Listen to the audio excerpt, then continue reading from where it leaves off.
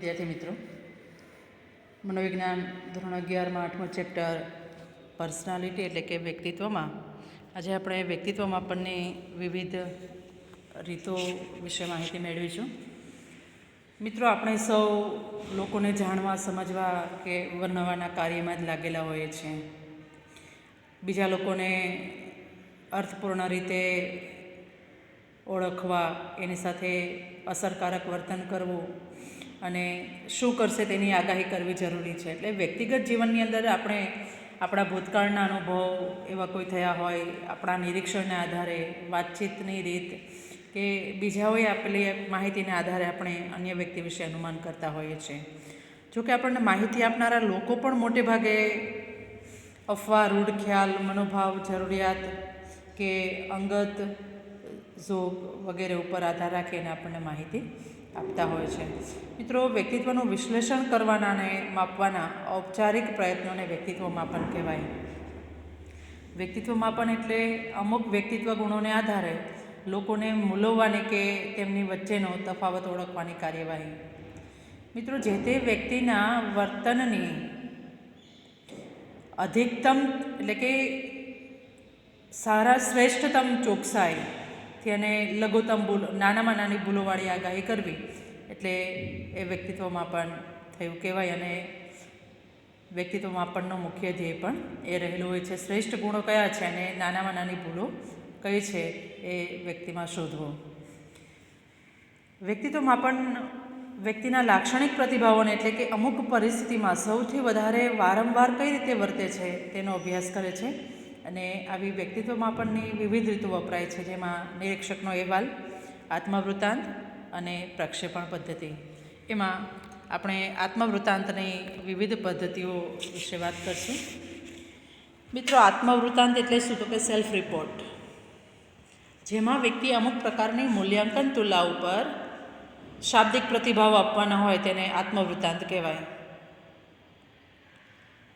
એ તુલાની અંદર આપેલા જે કંઈ કથનો, જે કંઈ વાક્યો છે, પોતાને કેટલા લાગુ પડે છે એના વિશે વ્યક્તિએ વસ્તુલક્ષી રીતે એટલે કે વાસ્તવિકતાથી, પ્રામાણિકતાથી, હા ના, પોતે સંમત છે, પોતે અસંમત છે એવા જવાબ આપવાના હોય છે. અને આ કથનના વસ્તુલક્ષી રીતે આપેલા જવાબને આધારે જેમ છે તેમ સ્વીકારી અને એટલે કે જવાબને પ્રક્ષેપણ ગણીને કોઈ નિષ્ણાત છે એનું અર્થઘટન કરવાનું નથી, પરંતુ દરેક કથનના જવાબને 0, 1 કે 2 એવું મૂલ્ય આપવામાં આવે અને પછી જેટલા કથન છે એ બધા કથનોના વ્યક્તિએ મેળવેલા મૂલ્યોનો સરવાળો કરવામાં આવે. એ ઉપરાંત તુલા રચનારે શોધેલા માનાંકો પ્રમાણે વ્યક્તિના પ્રાપ્તાંકનું અર્થઘટન કરવામાં આવે. અને આવા માપની અંદર 3 કસોટીઓ છે: MMPI, મિનેસોટા વિવિધલક્ષી વ્યક્તિત્વ સંશોધનિકા, APQ, આઇઝેન્કની વ્યક્તિત્વ પ્રશ્નાવલી છે, અને 16 વ્યક્તિત્વ ગુણોની એક વ્યક્તિત્વ માપનની એક રીત છે. એમાં આપણે મિનેસોટા વિવિધલક્ષી વ્યક્તિત્વ સંશોધનિકા એટલે શું? MMPI ટૂંકા પ્રશ્નમાં પૂછાય છે. MMPI કસોટી મનોરોગોના નિદાનમાં વપરાય છે. માનસિક રોગના નિદાનમાં આ કસોટી વપરાય છે. કયા મનોવૈજ્ઞાનિકે આપી? હેથવે અને મેકિનલે 1940ની અંદર આ કસોટીની રચના કરી. અને ત્યાર પછીના સંશોધનોએ એવું દર્શાવ્યું કે મનોવિકૃતિને શોધી કાઢવામાં આ કસોટી પણ ખૂબ જ અસરકારક છે. આ મનોવૈજ્ઞાનિકોએ વિવિધ જૂથો પર તેનો ઉપયોગ કર્યો. સુધારેલી આવૃત્તિ પણ MMPI 2 જે 1989ની અંદર પ્રકાશિત થઈ, જેમાં 567 જેટલા કથનો છે. મિત્રો, કથનોની અંદર કઈ રીતે જવાબ આપવાના છે આપણે આગળ આત્મવૃત્તાંતની અંદર વાત કરી. દરેક કથન પોતાને માટે કેટલું સાચું છે કે કેટલું ખોટું છે તે કહેવાનું હોય છે, અને એના ઉપરથી વિકૃતિના નીચેના પ્રકારો કે અન્ય લક્ષણોનું માપ છે આપણને મળે છે. દાખલા તરીકે કાલ્પનિક રોગ વિકૃતિ છે: ખિન્નતા, ઉન્માદ, સમાજ વિરોધી વ્યક્તિત્વ, પુરુષત્વ, શ્રેણતા, વ્યામોહ, વિકૃત થાક, છિન્ન વ્યક્તિત્વ, ઉન્મત્તતા અને સામાજિક હસ્તક્ષેપ. મિત્રો, આ બધી વિકૃતિઓનું માપન MMPI કસોટી કરે છે.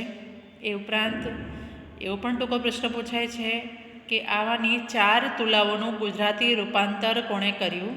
પ્રાધ્યાપક જગદીશ જોટવાણીએ. ફરી ટૂંકો પ્રશ્ન, MMPIની જે મનોરોગોના નિદાનમાં મદદ કરવા માટે જે કસોટીની રચના થઈ છે એમાંની 4 તુલાઓનું ગુજરાતી રૂપાંતર કર્યું પ્રાધ્યાપક જગદીશ જોટવાણી. અને મલેક અને જોશીએ આના જેવી જ જોધપુર વિવિધલક્ષી વ્યક્તિત્વ સંશોધનિકાની રચના કરી છે.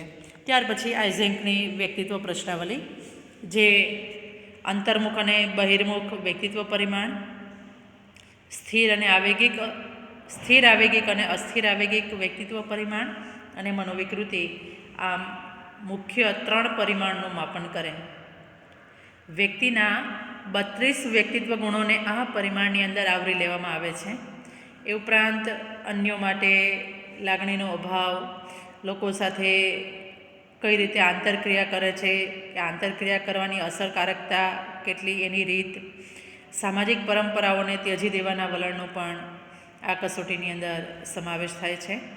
જે વ્યક્તિ મનોવિકૃતિના પરિમાણ ઉપર ઊંચા પ્રાપ્તાંકો મેળવે છે એમ કહી શકાય કે દુશ્મનાવટ ભર્યા, આત્મકેન્દ્રી અને વ્યક્તિત્વ સમાજ વિરોધી હોવાનું વલણ છે ધરાવે છે. અને ત્યાર પછી એમાં ત્રીજી છે 16 વ્યક્તિત્વ ઘટકોની સંશોધનિકા. વ્યક્તિત્વના વર્ણન વિશેની વિસ્તૃત અનુભવ આધારિત માહિતી ઉપરથી રેમન્ડ બી કેટલેએ ટૂંકા પ્રશ્નમાં પૂછાય છે. 16 વ્યક્તિત્વ ગુણોની કસોટી કોણે વિકસાવી? તો કેટલેએ, એટલે કે એનું પૂરું નામ છે રેમન્ડ બી કેટલ. અનેક વ્યક્તિત્વ વિશ્લેષણનો અભ્યાસ કર્યો અને પછી ઘટક વિશ્લેષણની આંકડાકીય પદ્ધતિ વડે વ્યક્તિની અંદર રહેલા પાયાના 16 ઘટકો શોધ્યા. મિત્રો, વિવિધ વ્યક્તિત્વ ગુણો વચ્ચે રહેલા સહસંબંધોના આધારે કયા કયા સમાન ગુણોનું જૂથ બને છે તે ઘટક વિશ્લેષણથી શોધાય.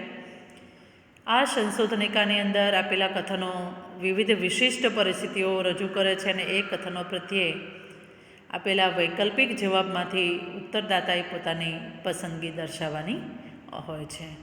ત્યાર પછી કેટલીક વ્યક્તિત્વ માપનની પ્રક્ષેપણ પદ્ધતિઓ પણ છે, જેની ચર્ચા આપણે હવે પછીના વિડીયોમાં કરીશું.